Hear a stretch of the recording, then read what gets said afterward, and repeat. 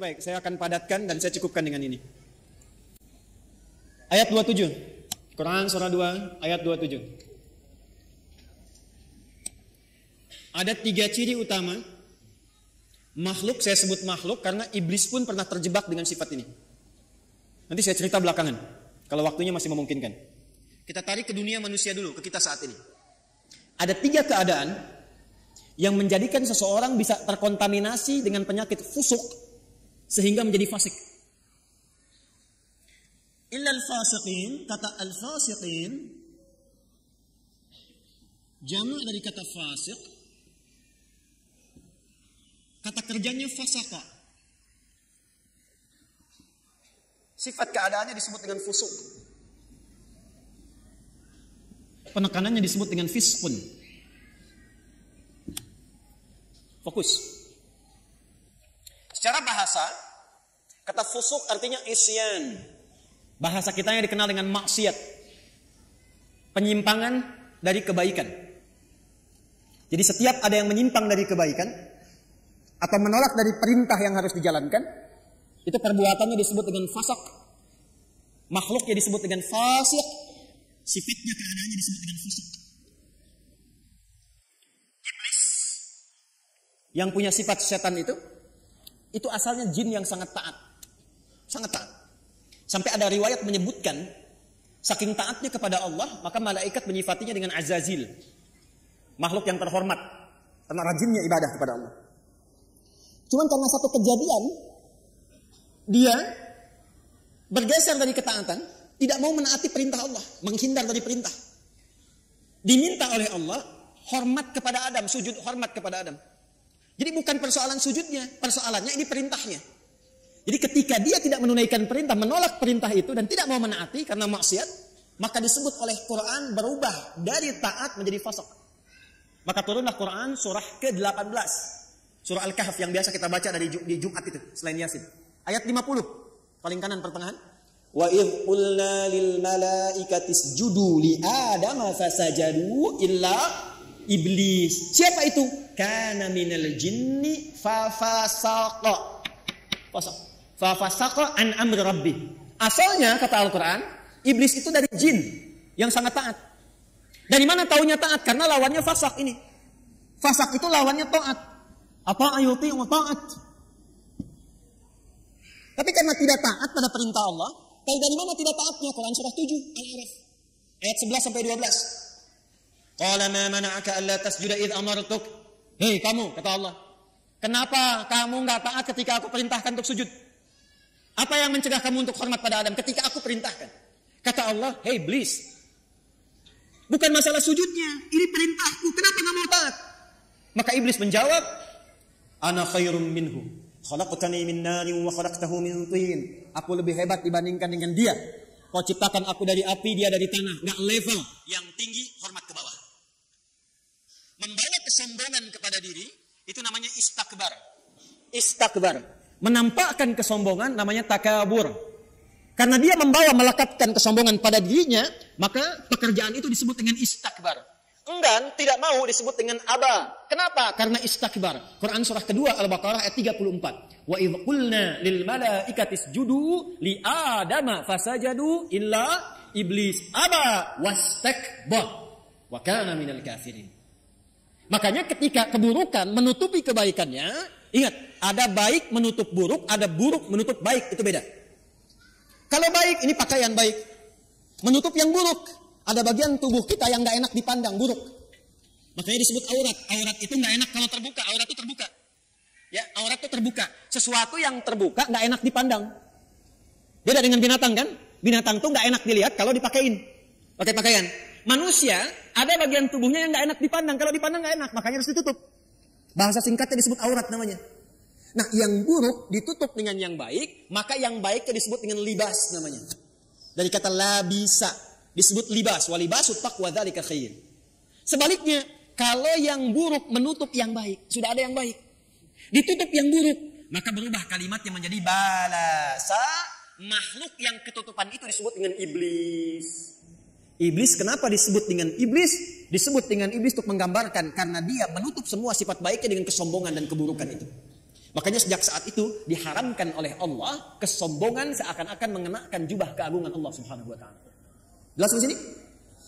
Balik sini. Nah, fasak itu perbuatannya. Fasik itu orangnya. Fasikin itu jamaknya. Secara singkat, fusuk ini sifatnya lawan dari taat, namanya maksiat. Jadi perbuatan-perbuatan maksiat yang dikerjakan oleh seseorang itu akan menutup keadaan dirinya, baik pandangan atau pendengaran bahkan lisannya, untuk bisa berinteraksi dengan Al-Quran dan menjadikannya sebagai pedoman. Contoh, singkat dan cepat saja. Ini mata nih. Kalau mata ini sering dipakai berbuat maksiat, maka maksiat itu lawannya taat. Jadi kalau maksiatnya naik, taatnya turun. Maka mata ini kalau dialihkan kepada Quran, nanti kalau sering dipakai maksiat untuk lihat Quran saja susah. Nggak bisa. Maka alih-alih mendapatkan pedoman dari Quran, untuk lihat pun kadang-kadang nggak mampu. Padahal mushafnya sudah dia kumpulkan. Ada jenisnya dengan tajwidnya berwarna. Ada yang jenisnya besar, yang kecil, yang perkata, yang macam-macam. Itu dia koleksi, dia simpan. Tapi anehnya begini, setiap melihat mushaf, itu nggak mampu hanya untuk mengambil atau melihatnya saja. Lewat lagi. Sampai berdebu. Baru ketika ada pengajian datang ke rumah mama, mana mushaf kita yang ditempel itu di dinding? Ditempel di dinding. Tapi tadi lihat. Nah kalau sehari tak bisa tuh berinteraksi dengan mushaf, dengan Quran, ambil mushaf yang paling besar, simpan di ruang tengah malam, buka begini, jangan dibaca, tanyakan dulu pada diri kita masing-masing, mengadu ke Allah, ya Allah, maksiat apa yang aku kerjakan di mata ini sehingga tak sanggup melihat Al-Quran sampai detik ini. Telinga. Anda dengar ngaji. Dari masjid dengar ada tahrim. Anak-anak dengar bacaan Quran. Ada pengajian-pengajian. Tapi telinganya nggak sanggup dengar. Kok kayaknya nggak enak. Ada yang gelisah, ada yang jenuh. Bahkan ada yang anti. Artinya apa? Telinga ini seringkali digunakan untuk mendengar yang salah. Maksiat. Quran surah ke-6 misalnya ayat 25. Wa fi adhanihim waqra. Di telinganya ada sumbatan. Telinganya ada sumbatan. Ada 3 perbuatan besar dari maksiat ini yang kalau dikerjakan itu, dan kita berlindung pada Allah dari 3 perbuatan ini, kalau dikerjakan itu maka secara otomatis dia akan mempengaruhi pelakunya langsung mendapatkan sifat fusuk dan berpotensi menjadi fasik sehingga tak mampu mendapatkan pedoman-pedoman dan petunjuk dalam Al-Quran. Secara cepat, apa saja perbuatannya untuk kita tinggalkan dan kita jauhi? 1. Alladzina yanquduna ahdallahi min ba'di mitsaqih. Perhatikan baik-baik. Yang pertama, penyakit ini berpotensi menyerang semua kalangan karena itu menggunakan kata alladzina. Disebutkan sebanyak 1080 kali dalam Al-Quran, mencakup semua tanpa kecuali. Laki-laki, perempuan, besar, kecil, tua, muda, dan seterusnya. Yang pertama, alladzina yanquduna ahdallahi min ba'di mitsaqih. Yaitu orang-orang yang memutuskan atau menyalahi komitmen dengan Allah setelah dia berkomitmen untuk memegang teguh janjinya. Menyalahi komitmen dengan Allah. Komitmen dengan Allah. Praktek langsung. Awas hati-hati. Awas hati-hati. Apa komitmen pertama kita yang paling pokok dengan Allah? Komitmen pertama kita itu bahkan sebelum lahir namanya syahadat. Quran surah 7 catat ayatnya. Al-A'raf ayat 172. Wa idh akhadha rabbuka min bani adama min dhuhurihim dhurriyyatahum wa ashhadahum ala anfusihim alastu bi rabbikum qalu bala syahidna an taqulu yawmal qiyamati inna kunna an hadha ghafilin. Komitmen pertama kita adalah asyhadu an la ilaha wa asyhadu anna. Bahkan untuk menjaga komitmen ini tiap hari kita sholat untuk menjaga komitmen ini. Makanya setiap sholat kita tahiyat, kita bacakan dalam tahiyat asyhadu an la ilaha wa asyhadu anna Muhammadan. Perhatikan. Maka dari sini muncul 2 turunan. Turunan pertama langsung pokok komitmennya syahadat. Yang kedua amalan penguatnya sholat. Komitmen pokok asyhadu an la ilaha. Apa arti kalimat Allah? Arti kalimat Allah itu 2 yang pokok. 1, Yang dipertuhankan. Yang dipertuhankan. Jadi Allah itu bukan sifat, Allah itu nama. Ya, bukan sifat. Kalau ada yang bertanya siapa Allahmu, itu salah. Karena Allah itu nama. Siapa nama Tuhanmu? Allah.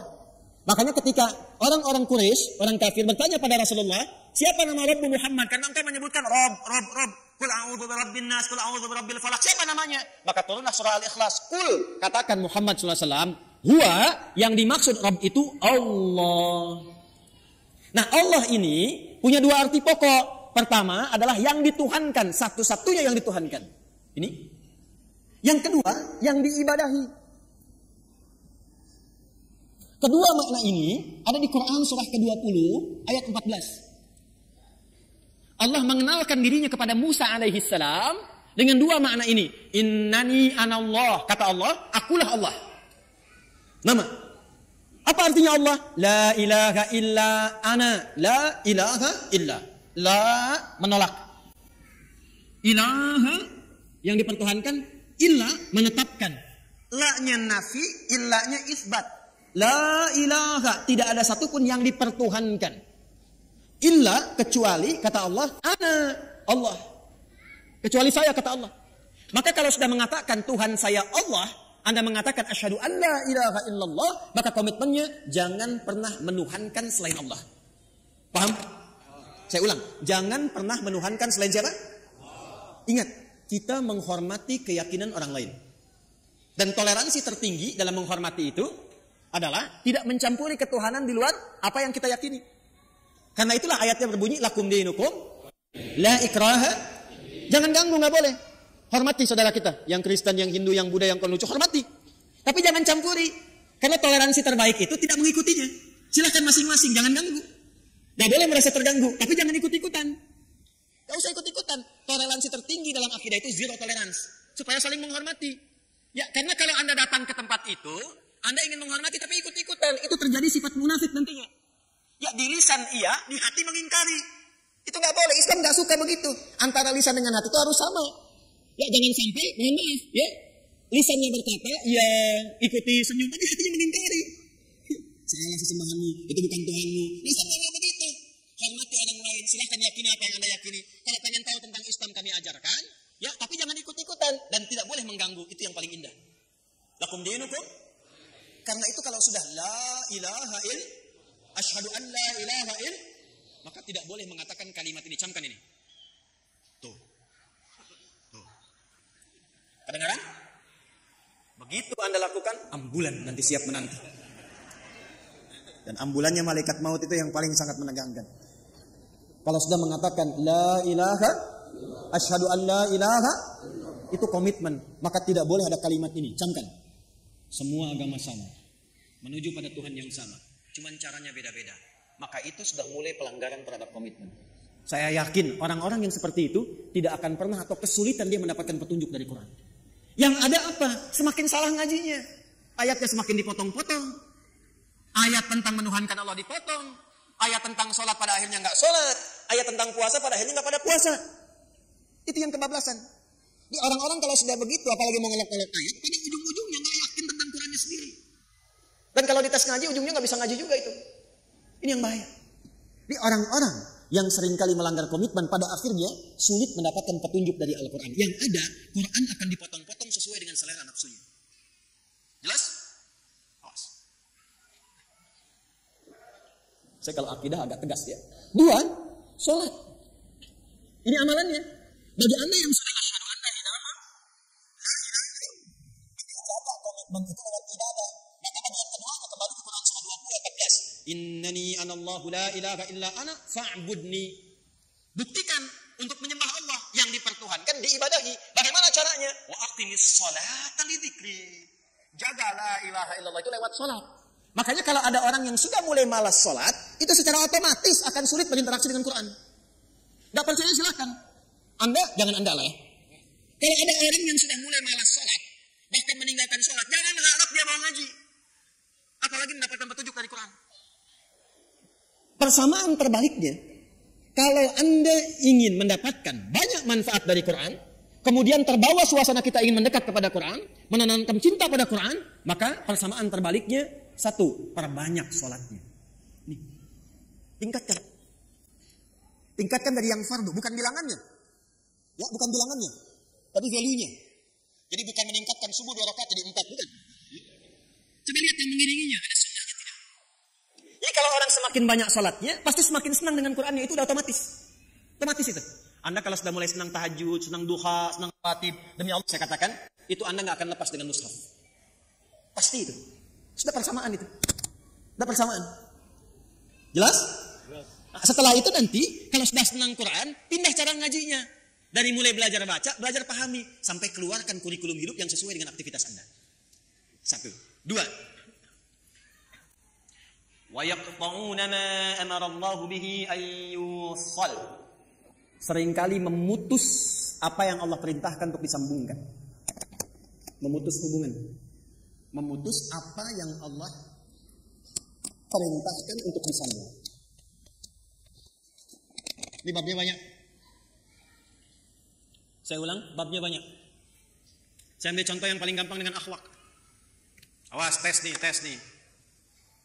Dengan orang tua.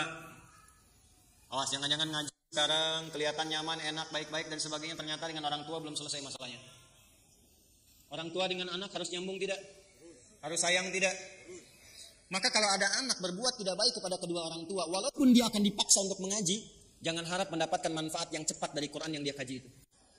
Mantap pasti. Persamaan terbaliknya, kalau Anda menginginkan anaknya ingin cepat lekat dengan Quran, maka berbuat baik pada orang tua. Persamaannya dipersamakan lagi, kalau ibu ingin anaknya dekat dengan Al-Quran, ya, maka ibu sayangi anak, perbanyak doa kepada Allah, mintakan supaya anak itu bisa lekat dengan Quran. Ini saya ingin katakan, menyambung hubungan dengan yang Allah perintahkan disambung dengan orang tua, dengan ibu, dengan ayah, kasih sayang yang baik, berikan perhatian doa. Itu salah satu fadilahnya, mempercepat kemampuan kita untuk menangkap petunjuk dari Al-Quran. Dan itu yang dilakukan oleh ulama-ulama dulu. Ibu jangan lihat Imam Syafi'inya sekarang karya dan umatnya banyak. Kalau Anda pengen tahu, Imam Syafi'i itu bisa demikian, salah satunya perjuangan ibunya yang single parent. Lahir di Gaza, datang ke Mekah digendong-gendong tuh dari tawafnya sampai diajarin dan sebagainya. Jadinya seperti sekarang. Imam Ahmad bin Hanbal, ibunya single parent. Apa yang dilakukan? Musim dingin pun itu masih masak air, Bu. Diwudukan ibunya. Digendong di tempat, disimpan di majlis ulama, ngaji di situ sampai jadi bintang setelahnya. Murid Imam Syafi'i. Imam Al-Bukhari itu yang berjuang ibunya single parent. Mazhabnya Syafi'i. Jadi ada persamaan antara menyambung sesuatu dengan erat dengan dan petunjuk dari Al-Quran. Maka kalau ingin mendapatkan kemuliaan Al-Quran, dimulai dengan salah satunya apa? Minta ridho orang tua siapa yang masih ada. Minta doa. Ibu jangan diminta, doakan anaknya. Ya, minimal ada satu di keluarga yang jadi kebanggaan.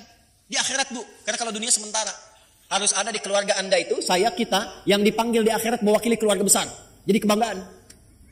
Itu loh anak-anak yang sering Anda lihat orang tuanya itu orang biasa. Ya, hartanya nggak banyak. Makannya terbatas, Anda merasa kasihan. Jangan salah, mungkin yang perlu dikasihani itu Anda. Karena dia telah menciptakan, membuat sebuah sistem kehidupannya bahagia di sisi Allah. Jadi kebanggaan. Ternyata anaknya sudah hafal Quran 30 juz. Ternyata orang tuanya hafal Quran dengan 7 riwayat. Dan dia siapkan anaknya jadi kebanggaan di akhirat. Saat orang tua yang kadang dipandang sebelah mata di dunia itu, bahkan anaknya mampu memakaikan mahkota di kepala ibu dan ayahnya di hari kiamat kelak. Anda ada di mana? Harus berubah cara berpikirnya. Besok itu wafat, teman-teman. Besok itu kembali. 3 yang terakhir, wa yufsiduna fil ardh. Orang yang senang merusak. Fasad. Senang merusak. Fasad itu definisinya banyak. Ya, mencuri merusak tidak? Merusak. Menipu merusak tidak? Mencela merusak tidak? Jangan harap Anda ngaji, datang ke pengajian tapi senang mencela orang lain. Jangan harap mendapat petunjuk dari Quran dengan cara yang benar. Anda kerja, ngambil harta yang haram, korupsi, menipu, dan sebagainya. Jangan harap dekat dengan Quran. Makanya orang-orang yang korupsi itu bisa dicek deh, pasti nggak bisa ngaji. Walaupun asalnya bisa ngaji, jauh dari Quran pada akhirnya. Saya di Libya pernah satu majlis dengan salah satu tokoh yang diagungkan oleh kalangan liberal.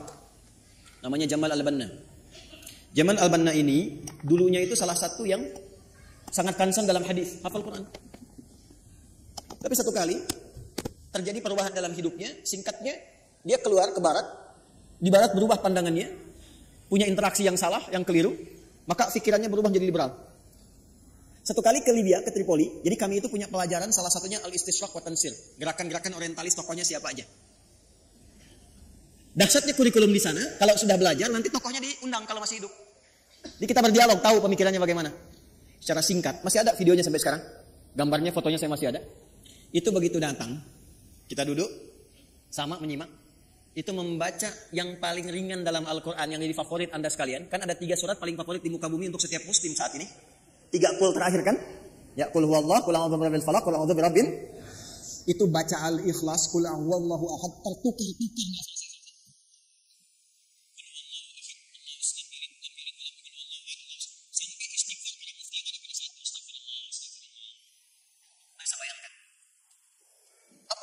Karena Quran yang baik tidak akan bercampur dengan yang kotor. Jadi kalau sudah mendapatkan dengan cara yang kotor, harta yang kotor, pikiran yang tidak baik, gak akan pernah Quran jadi petunjuk dalam hidupnya. Ini.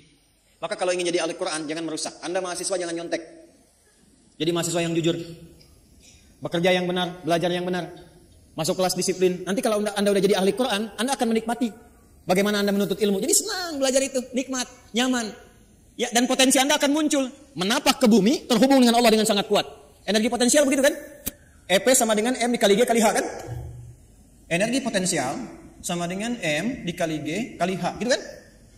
Massa kalikan gravitasi kalikan ketinggian. Anggaplah ini Anda, gravitasinya menapak bumi dengan aktivitas Anda, H-nya height tersambung ke atas. Walaupun ini adalah mengambang yang tidak menempel, tapi potensinya ada di situ. Kalau Anda mampu memijak bumi dan menyambungkan diri Anda kepada Allah dengan kuat, maka semua potensi yang ada pada diri Anda akan keluar. Tinggal Anda rubah itu menjadi kinetik. EK sama dengan setengah M dikalikan V kuadrat. M kalikan V kuadrat. Usaha Anda nggak akan banyak lagi, cukup setengah, tapi percepatannya banyak. Kalau Anda ingin rubah jadi pekerjaan dan beraktivitas, gabungkan potensial dengan kinetik, maka dia menjadi energi mekanik. IM sama dengan EP dikalikan EK. Anda fisika belajar nggak sih?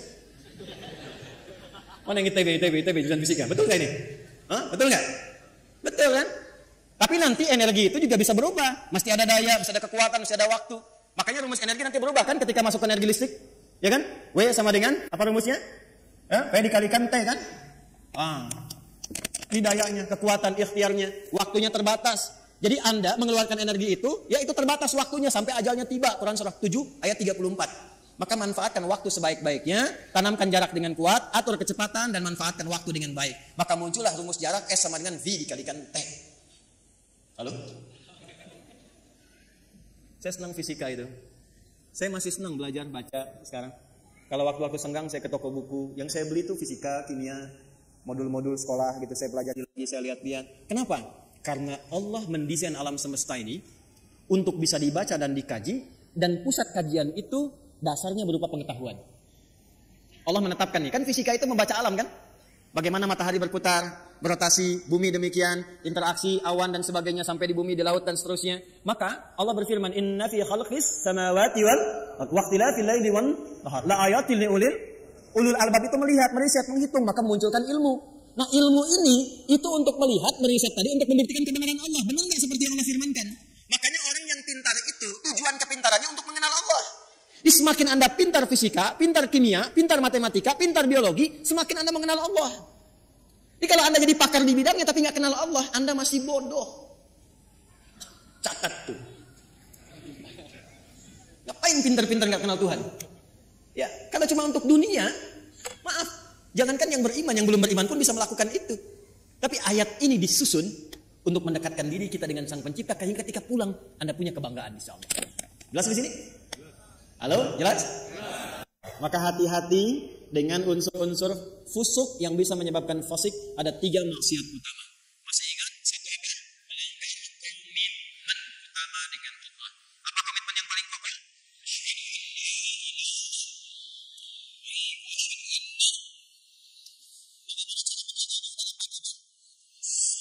Semakin tingkatkan salat, semakin cepat kita mendapatkan cahaya Al-Quran. Apalagi kalau rajin jamaah, tidak pernah imam membaca dalam sholat kecuali ayatnya seperti yang kita butuhkan. Yakin itu.